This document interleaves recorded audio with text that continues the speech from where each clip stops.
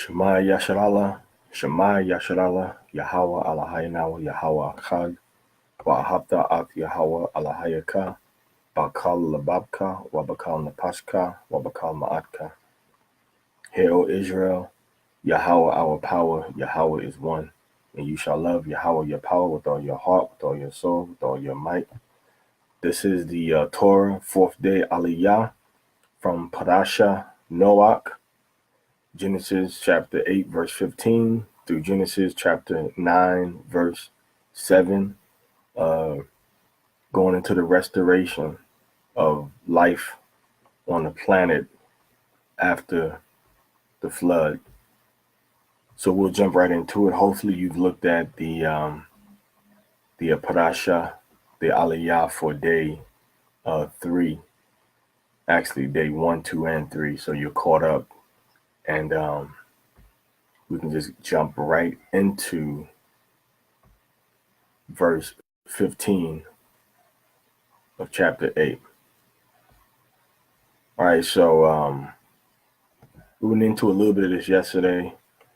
So verse 15 starts off, Wayadabali Yahweh al-Nach la'amar, and Yahweh and Alahayim, and spoke Alahayim to Nach, or Noah, saying, now remember this Alahayim is talking about the Father Yahweh, the Son Yahweh Shah Hamashiach, and the Mala'akim, or the angels. All right, so this is what was told to Noah, Nach. It said, Tza'ah, all right, go out of the ark, you and your wife and your sons and your wives and the wives of your sons with you. So all 8 people now are being instructed to leave the ark. Okay, everything living that is with you, all flesh,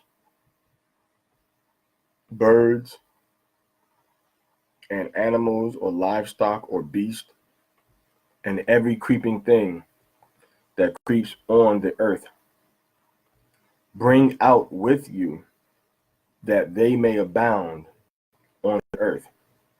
All right, of course that abound right here is going to a word that means swarm. All right,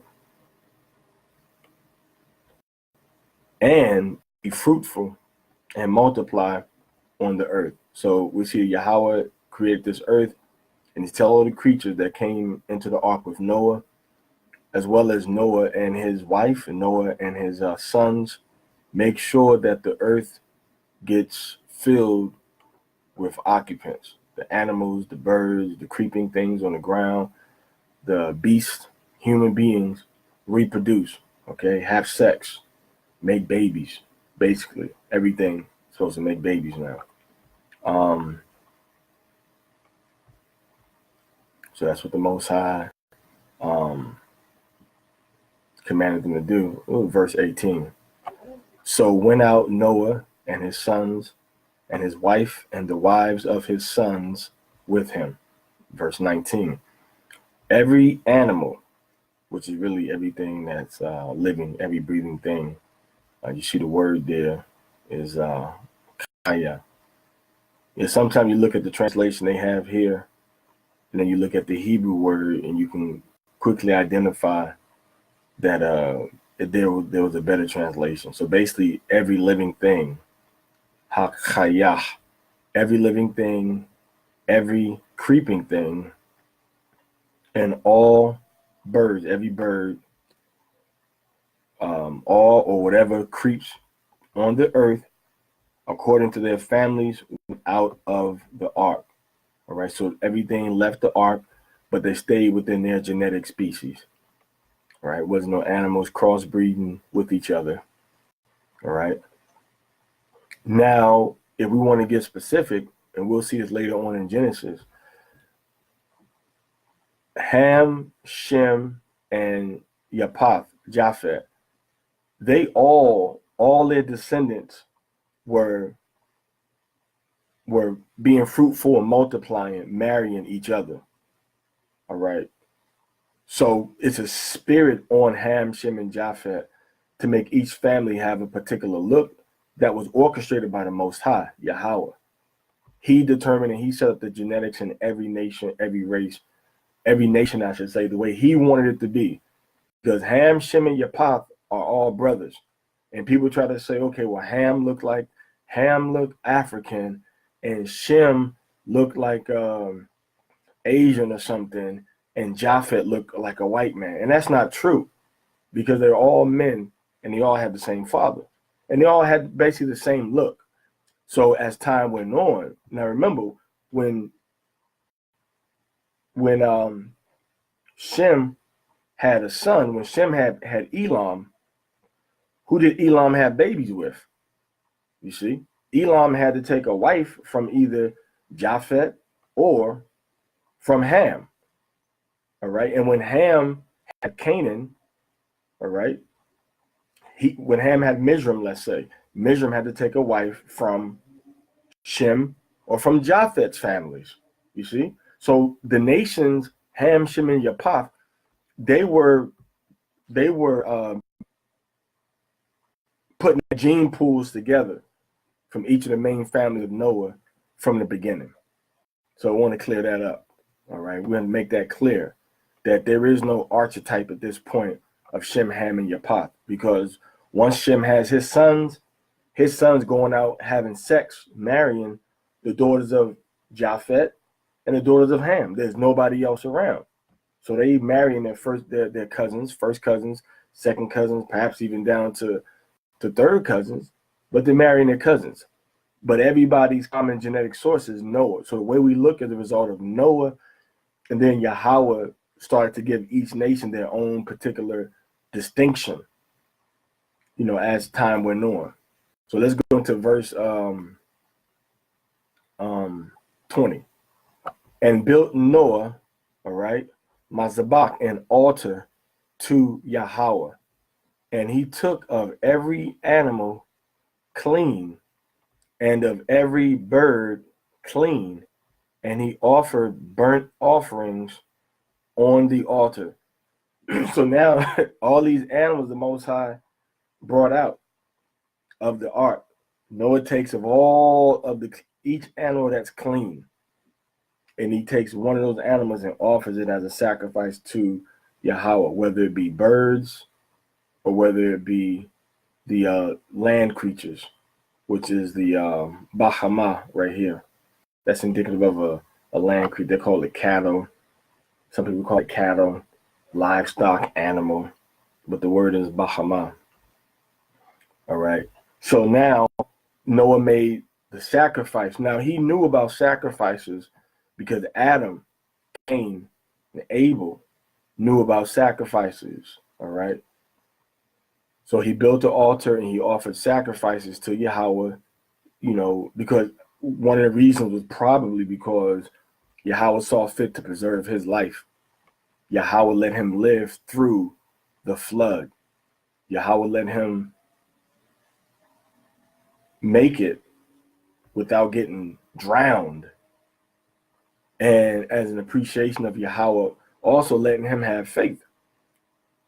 All right. So he offered the sacrifices of the clean animals and the clean birds. Verse 21. And smelled Yahweh. All right. And smelled Yahweh the scent or the aroma, soothing.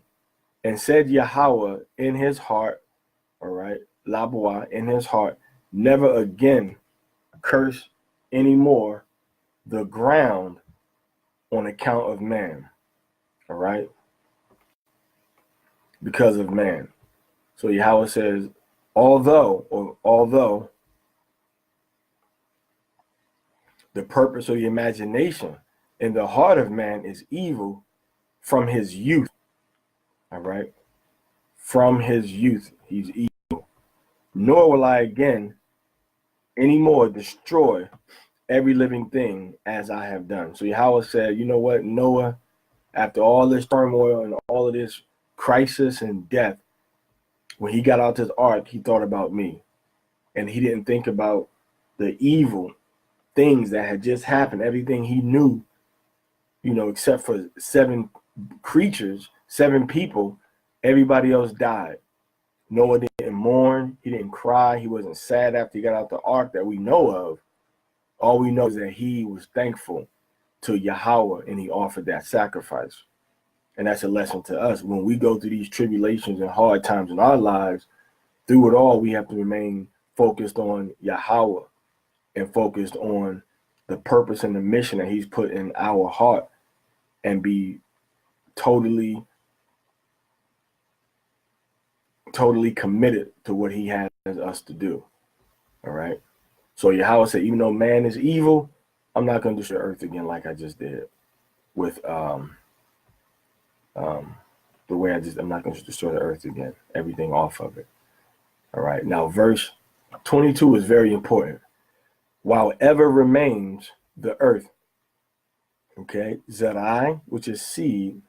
Wa Quatzayar, right? Harvest. Cold, Aquad. Okay. And cold and heat, Ham, which is ham. He says summer, all right, and winter. Okay, summer and winter, or harvest time, day and night, not shall cease. So here we have the Most High putting focus on 2 seasons. Time to put the seeds in the ground and time to take the seeds out. When you put the seeds in the ground, it's when the cold season is ending and the hot season is starting. When you take the harvest out of the ground, it's when the hot season is ending and the cold season is starting. All right. And cold and heat. Again, cold season is when we start to do the harvest. And when it starts to get hot outside, that's when we start to plant the seeds. One is called summer, which is the heat and the seed time. And one is called winter, which is the cold and the harvest time. So we have two opposites. It doesn't really name for us the intermediate, fall and spring, as it were. They're all wrapped together. Day and night. So day and night continues. And as day and night continues, we, the children of Noah, kept a record of the days and of the nights until the time that we're in now. That's how we know when the Sabbath is, because men never stopped counting on that 7-day cycle. As a matter of fact, it was Constantine who looked to our records as the Israelites. Okay, looked to our records as the Israelites when he was trying to consolidate the Roman calendar, and he looked at our records to see when the 7-day, was that they were going to base their calendar on, and they got that framework from us. So a lot of times, you want to say the Julian calendar, or you want to say the Gregorian calendars didn't change the days of the number of the days of the week. The Roman government, led by the black man, which is Constantine, they changed their calendar, but they changed it around how we kept our calendar, because Constantine was a Jew. All right. His ancestor, Septimius Severus, was a Jew, was Israelites, but they were pagans. They didn't practice the laws and the customs, but they were indeed Israelites. So they looked to our records to make their calendar more accurate and to stop this 7-day, 8-day work week that the Romans used to observe. All right. So the day and night didn't cease. So we always counted our days and our nights. And now it just so happens that we don't have those records, but the records were preserved by different groups that were trying to walk in the Torah from around different parts of the earth. Okay. So now let's go into chapter 9. And we're going to read verses 1 through 9. Okay, so chapter 9. So it says, and blessed Alahayim toward Noah, completely toward Noah, and his sons, and said to them, Laham, be fruitful, parwa, be fruitful and multiply, wa rabwa, and fill the earth. So he told them, start to have relationships with the women of your brothers' families. So with their the cousins, all right, they had wives, but then when they had children, those children were kind of marrying each other with the cousins that they had on the earth already. All right, so now remember, Ham, Shem, and Japheth, all their families mixed together from the beginning, because there's only 3 men and 3 women, and they start to have children, as we see in Genesis chapter 10. And when they start to have children, these wives didn't just magically appear from special regions of the earth. The wives that Ham's children were marrying were from Ham's nieces, from Shem and Japheth. And the same thing with Shem and Japheth. All right. So the Most High told them to fill the earth, which means have children. All right. All right, verse 2. And the fear and the dread shall be on every beast of the earth and on every bird of the air and all that moves on the earth and on all the fish of the sea. In your hand they are given. So now the fear of man went on to every creature. All right, the fear of the man went on to every creature.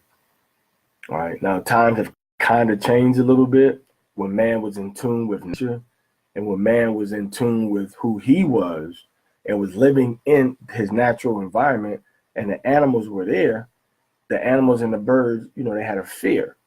The elephants, giraffes, rhinoceros, lions, they didn't just run up on you and start to attack you, right? They feared and reverenced the human beings. But as times got more and more wicked, that vibration got a little weaker, and the animals started to attack men, sometimes at the command of Yahweh. Okay. Let's go on to verse 3.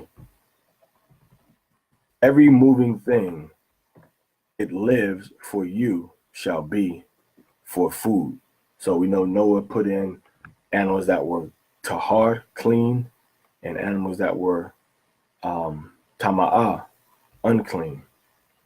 So Yahweh is saying that everything that moves, all right, Ramash, okay, Kal Ramash Asherah, Hawa'ah, Chaya, okay, Lakam Yahya, La Akhala, all right, so everything that moves. Now he's talking about the clean animals, as we see in chapter 7. He made a distinction between the animals that are clean and unclean. Then he says, just as what? Just as the plants, or just as the green herbs have I given you all things. So just like he said now that the things that have life in them, the goat, sheep, cow, you can eat those now. The same way as I gave you the herbs, all right, in the same way you can eat other creatures. Okay. Now he gives some instruction on how to do this in verse 4.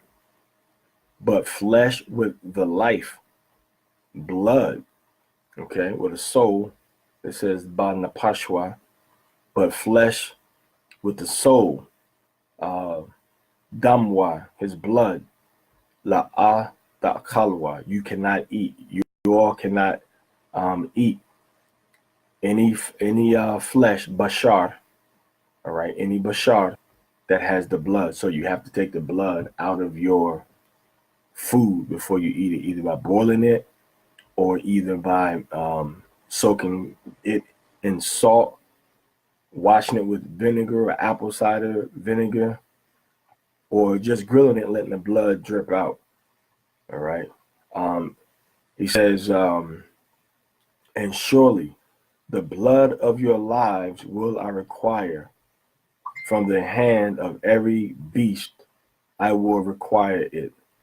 And from the hand of man, from the hand of every man's brother, will I require the life of man. So that's when we see the laws that if a beast killed an animal, if a beast killed a man, then that beast had to be killed. If a man killed another man, excuse me, then that man would have to be killed also. Okay. So now, even though they could take, lives of animals, if man kills another man, the Most High is going to require a punishment of death. All right. So now if you're taking a man's life, even if you take your own life, the Most High is going to require you to pay for that also. That's why, suicide is evil. It's self-murder, and the Most High will punish us for committing that suicide. All right. So the Most High is telling us that, but your blood of your souls, he will demand from the hand of every beast what he demanded, and from the hand of man, from the hand of each man, his brother, he would demand the soul of man. Of course, that soul is talking about the napash, is talking about the essence of the man. All right. Now let's go on to verse 6. Okay. Whoso sheds the blood of man, by man his blood shall be shed. For in the image of Alahayim he made the man. All right. So here we're told that whoever spills the blood of a man, whoever kills a man, that he's going to get killed also. Another man has to spill his blood. And this is a difference that we see from Cain and Lamech before the flood. Before the flood, Cain murdered his brother Abel, got away with it. Before the flood, Lamech murdered a man, killed a man, just because that man wounded him, and he got away with it. He didn't get a punishment, rather. He didn't lose his life. And when Cain took his brother's life, Cain's life wasn't taken.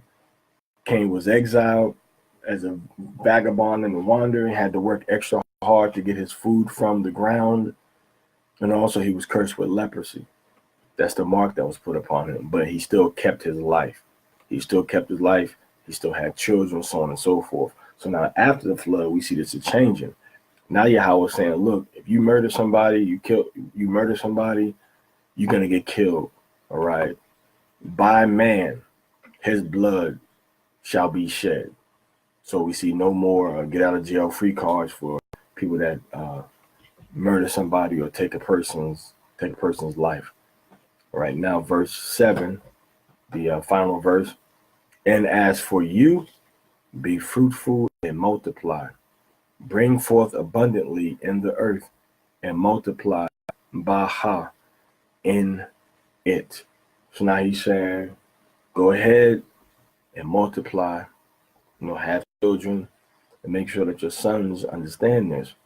They have to have children because have something planned for this particular family. And that's what happened. So that's pretty much the Torah portion of the fourth day Aliyah of Noach, of the book of Genesis, dealing with Noah. Of course, tomorrow we'll go into verses 8 through 17, right? 8 through 17, which is going to be 10 verses. If you count 8, 9, 10, 11, 12, 13, 14, 15, 16, 17. So we have 10 verses tomorrow that we're going to go over, dealing with the rainbow and the Most High establishing his covenant with us, all right, through the rainbow. So that's pretty much the Torah portion for today, for this particular portion dealing with Noah. Not really a whole bunch of other stuff. When we go into it tomorrow, the next Torah portion for the 5th day, I'll go into some things from the Apocrypha, as well as from Peter, perhaps, further expounding on the flood and what was happening and the mindset that we should be in, and what wisdom actually how wisdom was operating during the flood, after the flood and everything too. So that's pretty much the Aliyah. Very straightforward, very brief, easy to understand. Have children. We can eat. We see the Most High saying that the animals, the moving things you can eat now. Okay. And the just like you eat the herbs, you can eat these other moving things also. All right. The things that creep and move, you can eat these things too. All right. And the fish. Okay. Every beast, every bird, the fish, into your hands. Every moving thing that lives is food to you. Just like the herbs or the green things are food for you. All right. So that may be a shift from how it was at the beginning. We're not told. But one thing we see for sure is that now if you murder somebody, you're going to get killed also. So everybody's going to get justice now if they take another person's life. And before the flood, there was justice, but the justice wasn't losing your life. It was a different form of justice. So now that has changed. All right. So once again, that pretty much sums it up. We're coming from BibleHub.com, the interlinear of Genesis chapter 8, and we did Genesis part of chapter 9 also, using the Leningrad / Aleppo Codex source for the Masoretic Hebrew of the Old Testament of the Torah. So once again, I kind of, hopefully maybe next time we can go into the Masoretic text and the Samaritan text, side by side. At some point in the near future, we can do that so we can see what the differences are on both of those both of those translations or sources. All right, so thank you for listening. Hope this edified your spirit. If not, but just to give you an overall understanding of some of the things that happened after the flood. Another thing I want to point out again for a third time is that Ham, Shem, and Japheth, their descendants were all having children with each other. They were having children with each other. All right. We don't know how many generations that took place, but at some point, each family started to develop, their own particular look.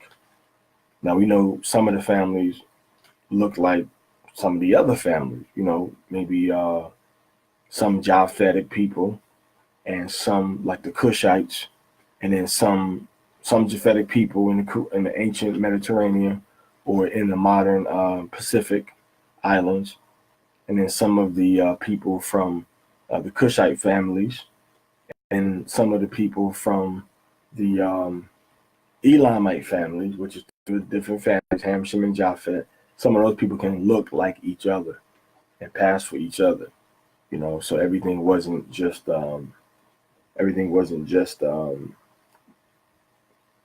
as distinct as it is now. But and also remember that we were all pretty much in the eastern part, of the earth, coming from Mount Ararat, and we set up shop kind of by the Tigris River area.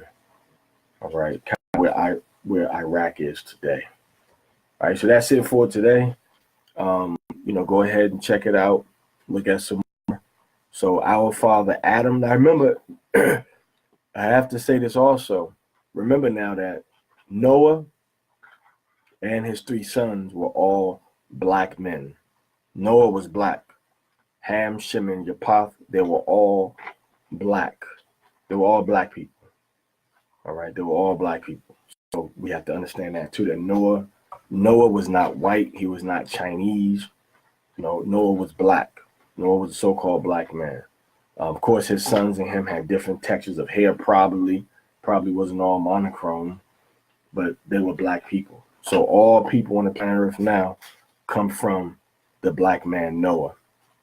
And the Most High sent the black man, Christ, Yahushua, who the world called Jesus Christ. That's the man that he sent to die for our sins. He sent a black man to die for our sins, not a white man, because Adam was black, and Adam messed things up when he ate of the fruit from the tree of the knowledge of good and evil. And Adam was black. So all the sin came into the earth through a black man, Adam. So Yahweh, the Heavenly Father, he made all of the sin leave the earth through a black man, which is Yahushua HaMashiach, who the world calls Jesus Christ in English. So these people were all black people. We don't have any white people on the earth at this point anymore right now. The next white person we're going to see that comes on the earth is going to be Esau, Edom, which was the son of Isaac, which was the descendant of Noah and Rebecca. All right, so thank you. That's about it. There's not really much more I can go into. May Yahweh be with you in the name of Yahushua. If you have a question, if you want some further understanding, just inbox me. I know I'll get it. Easier, you can ask it here, in the video comment section also. All right, so thank you for your time. May Yahweh bless you in the name of Yahushua. Hear, O Israel, Yahweh, our power, Yahweh is one, and you shall love Yahweh, your power, your God, with all your heart, with all your soul, and with all your might. Shema Yasharallah, Yahweh Alahayanawa, Yahweh Akkad, wa Ahabta Ath Yahweh Alahayaka, Bakal Lababka, wa Bakal Napashka, wa Bakal Ma'adka. All right, so on Yahablikam, love you all. May Yahweh bless you in the name of Yahushua. All right. Thank you, brothers and sisters. Shout out to all the people, all the Israelites, all the CD that's in Dubai, that's in India, that joined us today. We outnumbering the people in America now. So thank you all for tuning in, and keep on looking. A lot of these videos are on YouTube also. So on the YouTube channel is this is the YouTube channel. Okay, so you can go in there if you got a good connection, and you can see some of the videos also. All right, but now if you don't go there, if you don't type in everything, I believe you can really go to all right, this is where you can go to, all right, to get some of the understanding. You can go right here, all right, and this will lead you right to the YouTube channel for Banya Yashalala. Right, and there's a particular playlist right there. So that'll take you right to the YouTube channels. All right. So you go on YouTube, and then you can see all of that will link you to all of the other videos that teach you about what we need to be doing as a people, and what are the commandments and the laws that we got from Yahweh. All right. So Shalom Lakam. Love you all.